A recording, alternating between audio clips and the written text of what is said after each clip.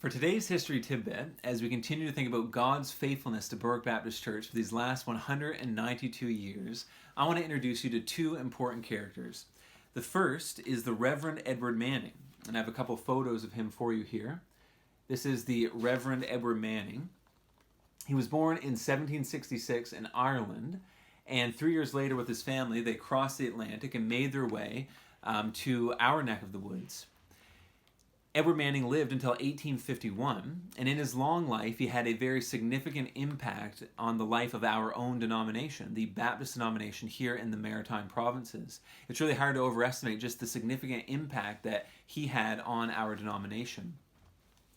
A few years ago, there was a little booklet that was released by the Acadia Center for Baptist and Anabaptist Studies, all about the life of the Reverend Edward Manning. And in this little booklet, the author gives some interesting facts about Manning's life. For example, he says in 1831, after 40 years as a preacher and 20 years before his death, Edward Manning himself calculated that he had already delivered 9,252 sermons, traveled 50,000 miles, attended 457 conferences and church meetings, and another 40 church councils, baptized about 500 adults, ordained 25 ministers, and preached at 176 funerals, having married 450 couples. Mind-boggling numbers to think about. And he still had 20 years to go. The author of this little booklet goes on to say, in time he became the most important Baptist minister in the Maritime Provinces in the first half of the 19th century. He was involved in virtually every aspect of the denomination's growth and development. His influence was so great that he became known to regular Calvinist Baptists as one of the fathers, a father of our own denomination.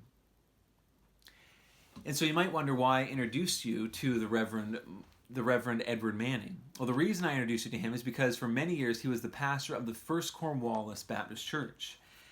And the Berwick Baptist Church was originally known as the Second Cornwallis Baptist Church. And so people in this area actually would travel up to the First Cornwallis Baptist Church located in Cunard. And so they would travel there, which in those days was really quite a journey. And stories are told of how they would actually wear their older clothes and carry with them their Sunday best and put them on as they got closer. And so it was quite a journey. And it was realized that a church was needed in these parts as well.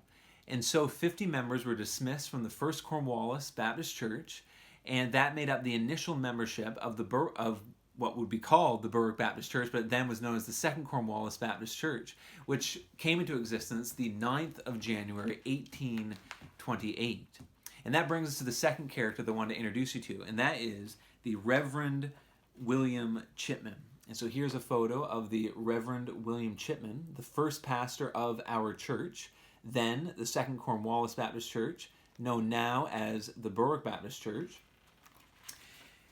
I wanted to read to you what an old article from the Berwick Register of 1928 had to say about the Reverend William Chipman.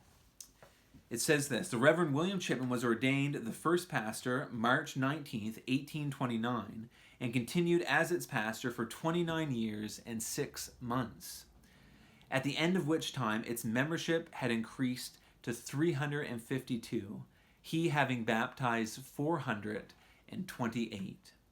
And so in 30 years, the membership had gone from 50, an original 50, to 352, he having baptized 428. Pretty amazing to think about. And so I wanted to introduce you to these two characters to show you that we stand on the shoulders of giants, and to also show you how God has used Berwick Baptist Church in the past to encourage you that God will use us in the present, that God will use us as he continues to advance his kingdom right here in Berwick, that God still has work for us to do right here in Berwick, and he will use us in the present to see his kingdom advance. And so we stand on the shoulders of giants, and I hope that you're encouraged to see how God has used us in the past and how he will use us in the future as well. And so I hope that this little history tidbit encourages you. God bless.